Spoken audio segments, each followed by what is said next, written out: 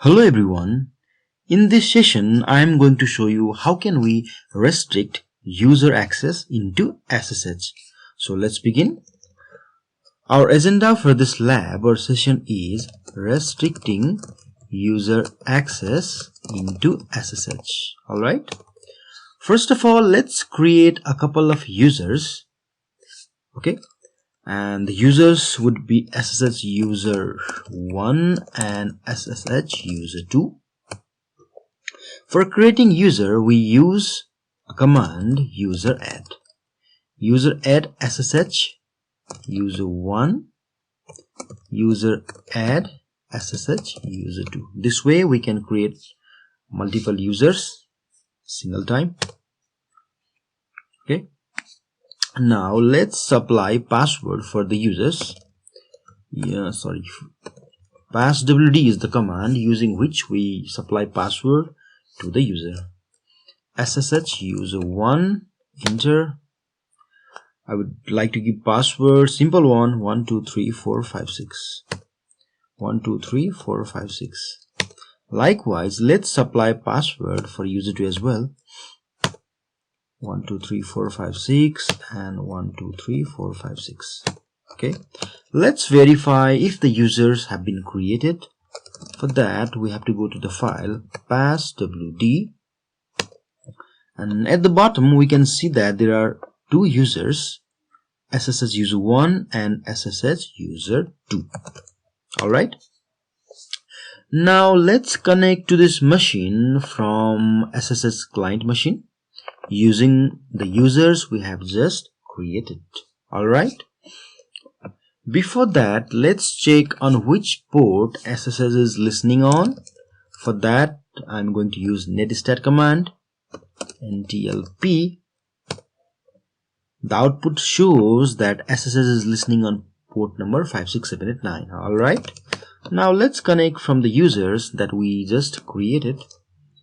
For connecting, we need command SSH, after this -p, p for specifying port, and that is 56789, and the username SSH user 1, and after this we need to give the IP address, which is this. Let me copy it and paste it. Now if I supply the password, then I'm able to log in to the SSH-server machine, and if I type w command, then I can see that SSH user 1 is currently logged in, and the IP of the machine from which he just logged in is this one. Alright, now let's connect with user 2 as well. Alright, 123456. And if I hit W, then I can see SSH user 2 was also able to connect to the system. Alright, now let's create a scenario in which SSH user 1 should be able to log in, whereas SSH user 2 should be denied. Alright, for that, let's go to the SSH server computer and let's make some changes in the configuration file. The configuration file of SSH is sssd_config, and that is located inside etc. So let's go to that file.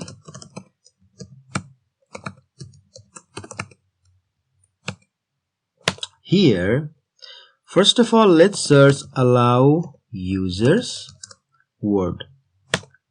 It seems like there is no any word called allow users. This means whatever users are created in the system, everybody has capacity to log into the machine using SSH. Alright, I'm going to repeat it again. When there is no allow users word, it means that the users which are in the system are able to log in using SSH. So let's explicitly define it. Allow users Okay, allow users SSH user 1. This means we are explicitly defining SSH user 1, and except SSH user 1, nobody would be able to log into this machine using SSH. Let's save it and restart the service. Now let's try to log in from the client machine using both the users. First, user 1, 1 2 3 4 5 6, and if we see that SSH user 1 is able to log in from this machine, let's try the same thing from user 2.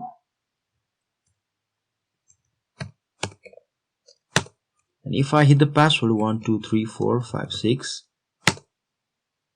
then 1 2 3 4 5 6 again, I'm sorry, SSH2 is not able to log in.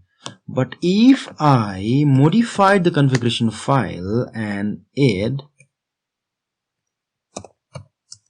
SSH user 2 and restart the service, then will he be able to log in? I think so. 1 2 3 4 5 6, and yes, now he was able to log in.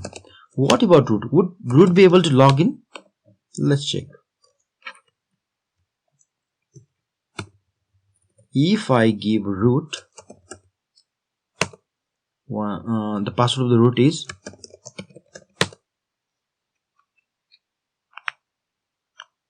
no, even root was not able to log in because we explicitly define both users only. But if I want root to be able to log in, then I need to specify explicitly the root user account.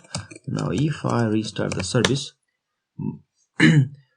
always remember, when you make some changes in the SSHD_config file, then you need to restart the SSHD service. What I just did is I added the user root as well. Now if I try to connect using root account, then it should be able to connect. Alright, yes. From this IP address, user root is able to log in. I hope this was informative. Thank you.